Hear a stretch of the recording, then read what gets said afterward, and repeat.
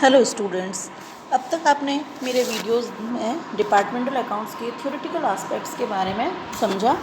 आज मैं आपको डिपार्टमेंटल अकाउंट्स का प्रैक्टिकल एस्पेक्ट समझाने जा रही हूँ। प्रैक्टिकल एस्पेक्ट्स में मैं क्वेश्चन का सॉल्यूशन आपको सिखा रही हूँ।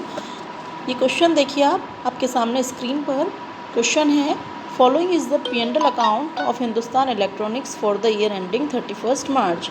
हमें एक कंपनी का ईयर एंड पर P&L अकाउंट दिया हुआ है, जिसमें हम देख सकते हैं कि हमारे पास 3 डिपार्टमेंट हैं। वन इज़ ट्रांजिस्टर्स, जिसे हम यहाँ पर X से शो कर रहे हैं। दूसरा डिपार्टमेंट है टेप रिकॉर्डर्स और तीसरा डिपार्टमेंट है इंस्ट्रूमेंट फॉर रिपेयर्स Z, जिसे कहा गया है। ये 3 डिपार्टमेंट्स दिए गए हैं, तीनों की हमें परचेज़ दी हुई है 1,60,000, 1,25,000 एंड 80,000। उसके बाद में हम यहाँ पर देख रहे हैं कि इन तीनों की आपके पास सेल्स है 1,75,000, 1,40,000 and 35,000। Then closing stock of all these 3 departments. उसके बाद में आपको डेबिट साइड में salaries, rent, sundry expenses and profit दिया हुआ है। नीचे आपको अदर पर्टिकुलर्स दिए हुए हैं, जिसमें आपको दिया है कि transistors and tape recorders have been sold in showroom and repairs etcetera made in factory. यानी जो X और Y डिपार्टमेंट्स हैं वो शोरूम से रिलेटेड हैं और जो Z डिपार्टमेंट है वो फैक्ट्री से रिलेटेड है। नेक्स्ट सेकंड पॉइंट आपके पास है, वो है apportionment of salaries and wages. उसके लिए आपको रेशियो दिया है शोरूम और फैक्ट्री का 3/4 और 1/4, यानी Z डिपार्टमेंट को 1/4 और X और Y के बीच में 3/4 है। Salaries and wages of showroom are to be divided in 1:2 in X and Y।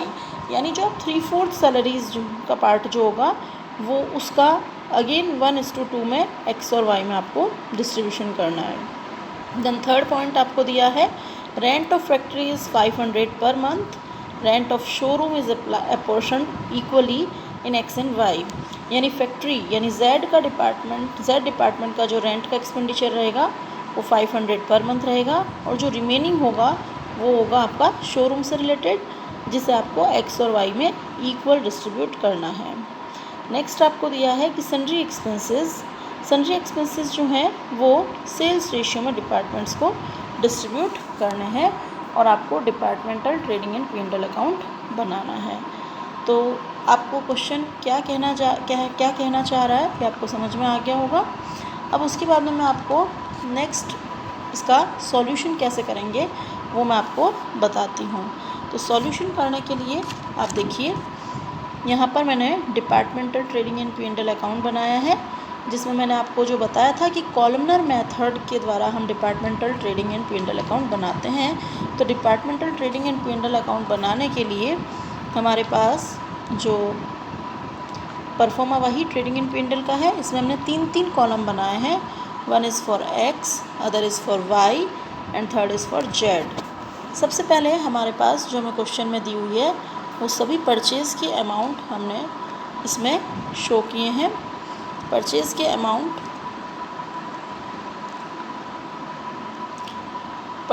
Amount आपके पास है, ये तीनों ही वो लिख दिए हैं। उसके बाद में क्वेश्चन में दी हुई सेल्स और क्लोजिंग स्टॉक्स को हमने यहाँ पर शो किया। बैलेंसिंग फिगर से हमें ग्रॉस प्रॉफिट X और Y डिपार्टमेंट का मिला है और थर्ड जो हमारा Z डिपार्टमेंट है वो 400 का ग्रॉस लॉस शो कर रहा है। इसके बाद में हम ये ग्रॉस प्रॉफिट और ग्रॉस लॉस P&L में ले जाएंगे। तो ग्रॉस प्रॉफिट X और Y डिपार्टमेंट के हमने ट्रांसफ़र किए। आफ्टर दैट ग्रॉस लॉस जो Z डिपार्टमेंट का है 400, उसे भी हमने ट्रांसफ़र किया। फिर हमारा नेक्स्ट पॉइंट आता है कि एक्सपेंसेस का डिस्ट्रीब्यूशन। एक्सपेंसेस के डिस्ट्रीब्यूशन के लिए सबसे पहले हमें सैलरीज़ एंड वेजेस का डिस्ट्रीब्यूशन करना है। तो सैलरीज़ एंड वेजेस का डिस्ट्रीब्यूशन करने के लिए हम देखेंगे कि हमने कैसे किया। इसके लिए हम वर्किंग नोट बनाएंगे, distribution of salaries and wages. तो सैलरीज़ एंड वेजेस का डिस्ट्रीब्यूशन करने के लिए आपको पहले ये पता होना चाहिए कि उसका टोटल एक्सपेंडिचर कितना है। टोटल एक्सपेंडिचर आपके पास है 48,000, जिसमें से हमें ये बताया कि शोरूम और फैक्ट्री में हमें उसे 3:1 में डिस्ट्रीब्यूट करना है। तो ये हमने 3:1 में यहाँ इसे डिस्ट्रीब्यूट किया 36,000 एंड 12,000। उसके बाद में Z का हो गया 12,000 और जो शोरूम का है उसे X और Y में 1:2 में हमें डिस्ट्रीब्यूट करना है। तो हम देखते हैं कि 1:2 में हमने इसको डिस्ट्रीब्यूट कर दिया है। तो ये हमारे पास सैलरीज आ गई है Z डिपार्टमेंट की 12,000, उसके बाद में X और Y की 12 और 24,000। ठीक है, समझ में आ रहा है ये सब कुछ आप लोगों को। उसके बाद में नेक्स्ट पॉइंट है हमारा रेंट के लिए। रेंट के लिए हमें क्या दिया हुआ है, रेंट के लिए हमें दिया है कि 500 पर मंथ रेंट है जो है फैक्ट्री का। फैक्ट्री कौन है, Z डिपार्टमेंट। तो टोटल एक्सपेंडिचर रेंट का कितना है 10,800। उस 10,800 में से 500 पर मंथ यानी 6,000 टोटल तो हो गया Z का। रिमेनिंग आपका बचा 4,800। इस 4,800 को हम X और Y में इक्वल डिस्ट्रीब्यूट कर देंगे, यानी हमारा रेंट का डिस्ट्रीब्यूशन हो गया X और Y में 2,400 रुपये और Z में 6,000। नेक्स्ट आपको दे रखा है सन्ड्री एक्सपेंसेस। सन्ड्री एक्सपेंसेस के लिए हमें दिया है कि वो सेल्स रेशियो में डिवाइड किया जाएगा।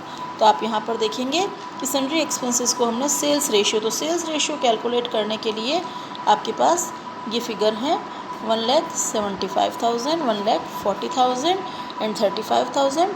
तो इससे हमारा सेल्स रेशियो कैलकुलेट हुआ। सेल्स रेशियो आपका आया है 5:4:1। इस रेशियो में आपने 5,500, 4,400 और 1,100 रुपये ये आपने सन्ड्री एक्सपेंसेस को डिवाइड किया। इसके बाद में आपको बैलेंसिंग फिगर से आप देखेंगे कि बैलेंसिंग फिगर से आपने नेट प्रॉफिट कैलकुलेट किया और जो Z डिपार्टमेंट को नेट लॉस हो रहा है वो आपने कैलकुलेट किया। इस तरीके से ये डिपार्टमेंटल ट्रेडिंग P&L अकाउंट बनाए जाते हैं। कि आई होप कि आपको सब कुछ समझ में आ गया होगा। Departmental trading and P&L account किस तरीके से बनाया जाते हैं, व्ययों का बंटवारा किस तरीके से किया जाता है।